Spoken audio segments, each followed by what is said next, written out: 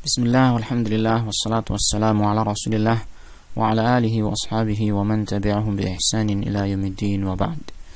Ini adalah pertemuan yang ke-20 dari silsilah pembacaan Syarah Manhajil Haq Manzumah fil Aqidati wal Akhlaq, penjelasan nazam Manhajil Haq karya Syekh Abdurrahman As-Sa'idi rahimahullah ta'ala, yang dijelaskan oleh Syekh Abdul Razak bin Abdul Muhsin Al-Badr hafizahullah ta'ala. Pada pertemuan yang ke-20 ini kita masih membaca bait syair atau penjelasan dari bait syair yang ke-11, yaitu perkataan Syekh As-Sa'idi rahimahullah ta'ala, Aliyun ala dhatan wa qadran wa qahruhu qaribun mujibun bil wara mutawaddidu. Yang dalam bait syair ini Syekh ingin menjelaskan kepada kita tentang beberapa nama Allah Ta'ala, yaitu Ali, Al-Aliyu, Al-Qaribu, Al-Mujibu, dan Al-Wadud, yang menerangkan tentang sifat Allah Ta'ala yang maha tinggi secara zatnya, secara sifat dan kekuasaannya, juga menerangkan tentang sifat Allah Ta'ala yang dekat dan mengijabahi hambanya yang beriman, dan juga yang terakhir yang akan kita baca penjelasannya adalah tentang sifat Allah Ta'ala Al-Wadud, nama Allah Ta'ala Al-Wadud, yaitu Allah Ta'ala yang mencintai dan menyayangi orang-orang yang beriman. Ya, kita buka pada halaman ke-29, ya, penjelasan tentang kalimat bil wara mutawaddidu. Baik, Syekh Abdul Razak hafizahullah ta'ala mengatakan bil wara mutawaddidu. Qala Syekhul Islam rahimahullah ta'ala fi majmu'il fatawa. Syekhul Islam yaitu Ibnu Taimiyah rahimahullah ta'ala berkata di dalam kitab beliau Majmu' al-Fatawa, al-wuddu al-lutfu wal mahabbatu. Kata al-wuddu, yang ini merupakan kata dasar dari nama Allah Ta'ala Al-Wadud, ya, maknanya adalah al-lutfu wal mahabbatu, yaitu sifat lembut dan cinta, ya, kelembutan dan cinta. Fahuwa yawaddu ibadahu al-mu'minin, maka Allah Ta'ala dia mencintai dan menyayangi dan bersikap lembut terhadap hamba-hambanya yang beriman. Wa yaj'alu lahumul wudda fil qulubi, dan Allah Ta'ala telah menjadikan, dan Allah Ta'ala menjadikan bagi mereka, bagi orang-orang yang beriman itu ada rasa cinta, kecintaan di dalam hati-hati mereka. Kama qala Ta'ala, sebagaimana Allah Ta'ala berfirman, yaitu dalam surat Maryam, innal ladzina amanu wa 'amilus salihati sayaj'alu lahumur rahmanu wudda. Sesungguhnya orang-orang yang beriman dan beramal saleh, Ar-Rahman yaitu Allah Ta'ala akan menjadikan bagi mereka itu rasa cinta dan kasih sayang ini di antara sesama mereka, ya. Dan ini ditafsirkan oleh Abdullah bin Abbas, qala Ibnu Abbasin wa ghairuhu yuhibbuhum wa yuhabbibuhum ila ibadihi, yaitu Allah Ta'ala mencintai mereka, yang mencintai orang-orang yang beriman, wa yuhabbibuhum ila ibadihi, dan Allah Ta'ala menjadikan mereka mencintai hamba-hamba Allah Subhanahu wa Ta'ala, ya. Inilah makna dari Al-Wadud, ya, makna dari Al-Wadud, nama Allah Ta'ala Al-Wadud, bahwasanya Allah Ta'ala mencintai hamba-hambanya yang beriman, dan Allah Ta'ala menjadikan mereka, orang-orang yang beriman itu, memiliki kecintaan kepada hamba-hambanya, ya. Dan juga diterangkan juga dengan makna yang lain, dengan tambahan makna yang lain seperti yang diterangkan oleh Syekh Abdul Razak sendiri dalam Fiqh Asma'il Husna, yaitu Allah Ta'ala dicintai oleh hamba-hambanya yang beriman. Baik, beliau mengatakan wa min asma'ihi tabaraka wa ta'ala al-husna al-wadudu. Di antara nama-nama Allah Ta'ala yang maha indah adalah Al-Wadud, wa huwa jalla wa ala bil wara mutawaddidu. Dia Allah Jalla wa ala terhadap makhluk. Al-wara maknanya adalah al-makhluk, ya, atau manusia. Allah Ta'ala terhadap manusia itu mutawaddidu, mencintai dan menyayangi. Tetapi nanti kita mendapatkan penjelasan bahwa yang dimaksud dengan manusia ataupun makhluk yang dicintai oleh Allah Ta'ala itu bukanlah umum, tetapi secara khusus orang-orang yang beriman. Ay yatalattafu wa yatawaddadu ila ibadihi bi asnafin ni'ami wa anwa'il minani wa tanawu'il altafi wal ihsani, yaitu Allah Ta'ala bersikap lembut dan menampakkan kecintaan kepada hamba-hambanya dengan beragam kenikmatan dan bermacam-macam anugerah dan ini bermacam-macam kelembutan dan kebaikan Allah Subhanahu wa taala kepada mereka. Kemudian Syekh mengatakan, "Wa min ajabin anna al-'abda fi ghayatil faqri wal ihtiyaj ila Allah Subhanahu wa taala. Wa ma'a dhalika fa inna katsiran minan nasi la yahrisu an yatawaddada ila Allah 'azza wa jalla wa yatlubu mahabbahu wa ridahu subhanahu wa ta'ala."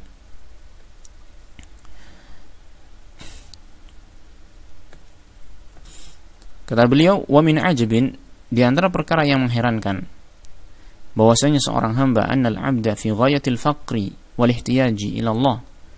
Seorang hamba itu berada dalam keadaan yang sangat-sangat membutuhkan, ya, sangat-sangat fakir dan membutuhkan kepada Allah Subhanahu wa taala.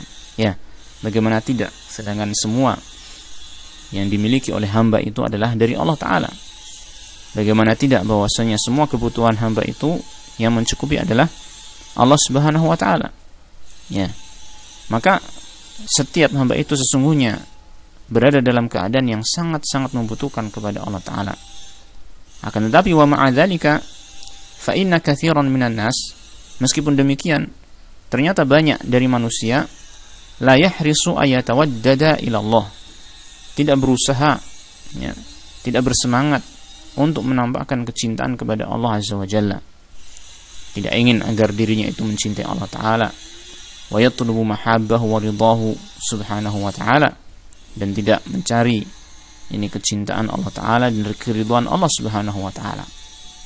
Ini banyak manusia seperti ini, ya. Ini karena mereka tidak menyadari akan hakikat dirinya, tidak menyadari bahwasanya kebaikan-kebaikan yang dia peroleh hanyalah dari Allah Ta'ala. Maka penting sekali kita itu untuk merenungi diri kita sendiri, merenungi nikmat-nikmat yang kita peroleh, yang kita dapatkan, dari mana sesungguhnya hal itu, agar kita bisa memahami bahwasanya ini semua yang memberikan adalah Allah Ta'ala, bahwasanya kita itu berada di dalam keadaan yang sangat membutuhkan kepada Allah Subhanahu wa ta'ala, sehingga kita berusaha untuk mencari cintanya Allah Ta'ala, ya. War-Rabbu Jalla wa Ala ghaniyun 'anil ibadi wa 'an ta'atihim wa 'an ibadatihim, wa huwa Jalla wa Ala yatawaddadu ila ibadihi bin ni'ami wal minani wa da'wati ila taubati. Dan sebaliknya, Allah Ar-Rabbu Jalla wa Ala adalah zat yang sangat ghaniyun, sangat kaya, maha kaya dari hamba-hambanya, ini tidak membutuhkan hambanya. Wa an ta'atihim, Allah tidak membutuhkan ketaatan hambanya. Wa an ibadatihim, Allah tidak membutuhkan ibadah dari hambanya. Jadi Allah Ta'ala maha kaya, maha sempurna, ya. Akan tetapi wa huwa Jalla wa Ala yatawaddadu ila ibadihi, akan tetapi Allah Jalla wa Ala, ya, dia terus menerus yaitu menampakkan kecintaannya kepada hamba-hambanya, bin ni'ami wal minani wad da'wati ila taubati, yaitu dengan memberikan kenikmatan-kenikmatan, anugerah dan ajakan untuk bertaubat. Yani sesungguhnya Allah Ta'ala tidak membutuhkan kita, tetapi Masya Allah, Allah Ta'ala ini terus menerus menampakkan cintanya Allah Ta'ala kepada kita dengan memberikan anugerah, memberikan semua kenikmatan yang kita peroleh, ya kan? Dan Allah mengajak kita untuk bertaubat, padahal Allah tidak membutuhkan kita. Tapi sebaliknya, kita sebagai seorang hamba yang membutuhkan kepada Allah Ta'ala, tetapi tidak melaksanakan hal-hal yang mendatangkan cinta Allah Ta'ala kepada kita. Makanya Syekh mengatakan ini merupakan perkara yang sangat mengherankan. Yang membutuhkan, yaitu hamba, tidak mencari kecintaan Allah Ta'ala, tetapi yang maha kaya, yaitu Allah Ta'ala, yang tidak membutuhkan hambanya, malah ini menampakkan kecintaannya kepada hambanya, berusaha untuk hambanya itu cinta kepada Allah Ta'ala. Wa idza tabat taibu fariha subhanahu wa ta'ala, apabila ada seorang yang bertaubat, maka Allah Subhanahu wa ta'ala akan bergembira bitaubatihi, dengan taubatnya hamba tersebut, ma'a kamali ghinahu, bersamaan dengan ini kesempurnaan kekayaan Allah Ta'ala. Jadi Allah tidak membutuhkan taubatnya seorang hamba, tetapi Allah Ta'ala sangat berbahagia, bergembira, ya, sangat bergembira dengan ini taubatnya seorang hamba kepada Allah Ta'ala. fala tanfa'uhu ta'atu man ata'a wa la tadurruhu ma'siyatu man 'asa. Dan tidak akan bermanfaat sesungguhnya ketaatan orang yang mentaati Allah Ta'ala. Tidak akan bermanfaat maksudnya bagi Allah Ta'ala. La tanfa'uhu, ya, ketaatan seorang manusia yang mentaati Allah Ta'ala itu tidak akan memberikan sedikit pun manfaat kepada Allah, karena Allah Ta'ala Maha Kaya, tidak membutuhkan ketaatan dari hambanya. Wala tadurruhu ma'siyatu man 'asa, dan maksiatnya orang yang bermaksiat kepada Allah Ta'ala tidak akan mungkin membahayakan Allah Ta'ala, ya. Artinya Allah tidak membutuhkan makhluknya, Allah tidak membutuhkan hambanya, bahkan hamba itu sendirilah yang membutuhkan Allah Ta'ala. Qala Ibnul Qayyim rahimahullah fil fawaidi, Ibnul Qayyim rahimahullah di dalam kitabnya Al-Fawaid mengatakan, laisal ajabu min mamlukin yatadhallalu lillahi wa yata'abbadu lahu wa la yamallu khidmatahu ma'a hajatihi wa faqrihi ilaihi. Bukan suatu hal yang mengherankan apabila ada seorang budak yang dimiliki oleh tuannya, ya, atau ada seorang makhluk yang dikuasai oleh Allah Ta'ala, mamluk, ya, yang dimiliki oleh Allah Ta'ala, yatadhallalu lillahi, dia merendahkan diri kepada Allah sebagai Tuhannya, wa yata'abbadu lahu, dan menyembah Allah Ta'ala, wa la yamallu khidmatahu, dan dia tidak bosan-bosan di dalam melayani, dalam merendahkan diri kepada Allah Tabaraka wa Ta'ala, dalam menolong agama Allah Subhanahu wa Ta'ala, ma'hajatihi wa faqri ilaihi, karena dia memang benar-benar membutuhkan kepada Allah Subhanahu wa Ta'ala.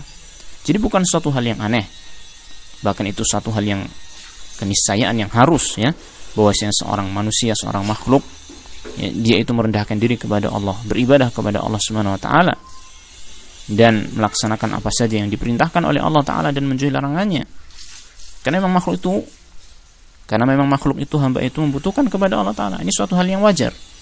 Wa innamal ajabu, tetapi satu hal yang mengherankan, min malikin yatahabbabu ila mamlukihi, yaitu seorang raja, ya, sang raja yang mencari kecintaan hambanya, mencari kecintaan makhluk yang ada di bawah kekuasaannya, bisunufi in'amihi, dengan berbagai macam kenikmatan yang dia berikan, wa yatawaddadu ilahi bi anwa'i ihsani ma ghinahu anhu, dan dia menampakkan kecintaan kepadanya atau mencari kecintaan dari hamba tersebut, bi anwa'i ihsanihi, dengan berbagai macam ihsan, perbuatan baiknya, ma'aghinahu anhu, padahal dia adalah zat yang maha kaya, tidak membutuhkan hambanya tersebut, ya. Ma'asyiral ikhwah azanillah wa iyyakum. Di sini kita melihat bahwasanya Allah Subhanahu wa Ta'ala dengan namanya Al-Wadud adalah zat yang maha sempurna. Allah adalah zat yang maha sempurna dalam kecintaannya kepada hamba-hambanya, di mana Allah Subhanahu wa Ta'ala sebenarnya tidak membutuhkan hambanya sama sekali, tetapi Allah Ta'ala berusaha untuk menjadikan hambanya cinta kepada Allah Subhanahu wa Ta'ala, ya. Sedangkan kita sebagai seorang hamba, ya, yang hakikatnya kita itu sangat membutuhkan Allah Ta'ala, tetapi sangat jauh dari mencari kecintaan kepada Allah Ta'ala, ya. Inilah diantara nama-nama Allah Tabaraka wa Ta'ala yang maha indah, al-asma'ul husna, yaitu nama Al-Wadud. Taib. Dan kita akan bacakan, karena itu sudah selesai dari bait syair yang ke-11, maka kita akan bacakan atau tuliskan seperti biasa, yaitu faedah dan kesimpulan dari pelajaran kita kali ini.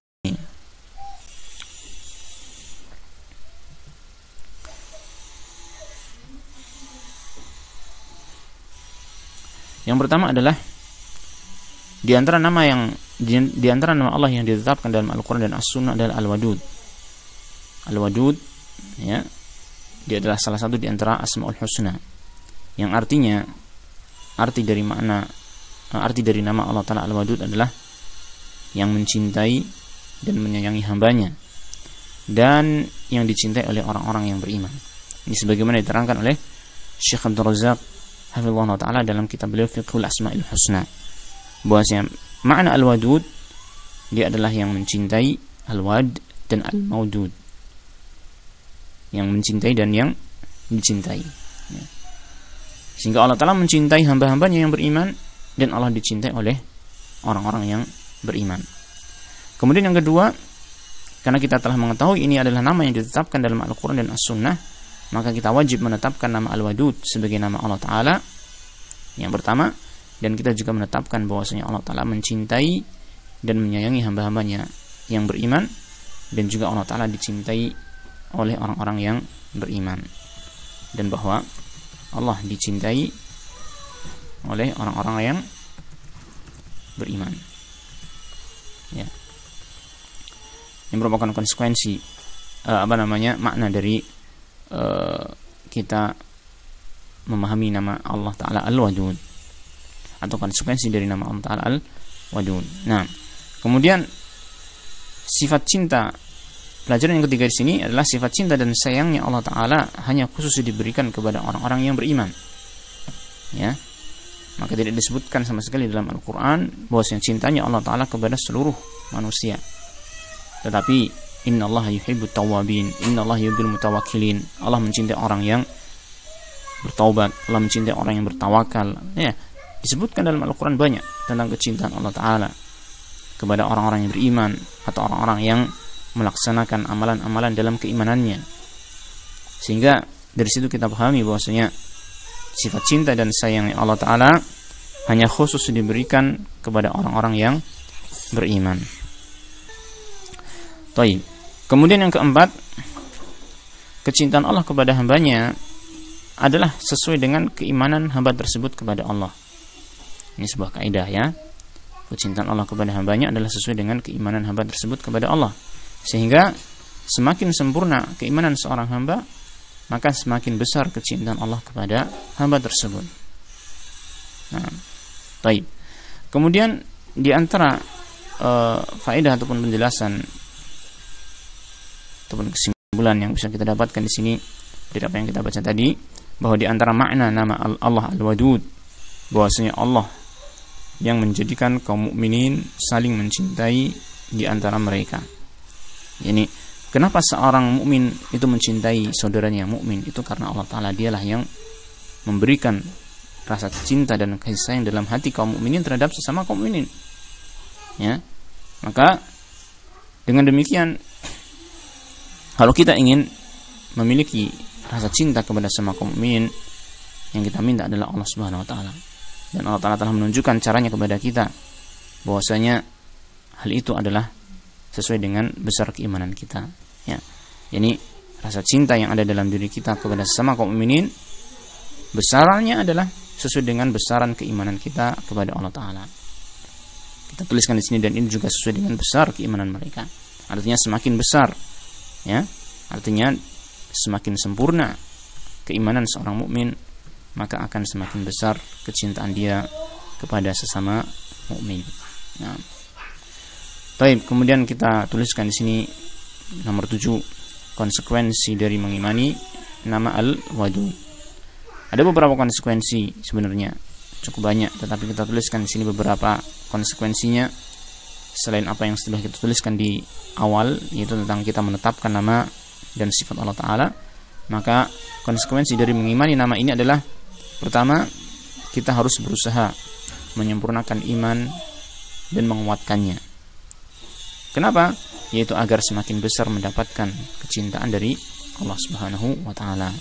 Dan tentu saja ketika seseorang sudah mendapatkan cinta Allah Ta'ala, maka kebahagiaanlah yang akan dia dapatkan. Baik. Kemudian yang kedua, di antara konsekuensi mengimani nama Al-Wadud adalah kita berusaha menyempurnakan cinta kita kepada Allah. Ya, kita berusaha menyempurnakan cinta kita kepada Allah Subhanahu wa Ta'ala. Dan kita tidak boleh menandingi cinta kita kepada Allah Ta'ala dengan kecintaan kepada selain Allah Subhanahu wa Ta'ala. Kemudian yang berikutnya, yang ketiga, dari konsekuensi kita mengimani nama Al-Wadud adalah kita berusaha mencintai dan menyayangi sesama kaum muslimin. Kita berusaha mencintai dan menyayangi sesama kaum muslimin, karena ini merupakan bagian dari wujud cinta kita kepada Allah Subhanahu wa Ta'ala. Dan yang keempat adalah kita berusaha melakukan berbagai hal yang mendatangkan cinta Allah kepada kita. Karena Allah mencintai orang-orang yang beriman dan beramal saleh, maka kita berusaha untuk melaksanakan ini amalan-amalan soleh dalam keimanan tersebut. Kita berusaha bertawakal secara murni kepada Allah, kita berusaha bertaubat kepada Allah Ta'ala, kita berusaha untuk terus beristighfar kepada Allah Ta'ala, dan begitu seterusnya ya. Kemudian yang berikutnya, yang kelima di sini kita tuliskan sebagai konsekuensi, yaitu kita berusaha menjauhi berbagai perkara, berbagai hal yang tidak dicintai oleh Allah Subhanahu wa Ta'ala. Inilah beberapa pelajaran dan kesimpulan yang bisa kita petik dari pembacaan Syarah Manhajil Haq karya Syekh Abdul Razak Al-Badr rahimahullah ta'ala pada pertemuan yang ke-12 ini. Semoga Allah telah memberikan taufiknya kepada kita untuk memiliki ilmu yang bermanfaat dan amal yang saleh. Wassallallahu wasallam ala nabiyyina Muhammadin wa ala alihi wa sahbihi ajma'in walhamdulillahi rabbil alamin.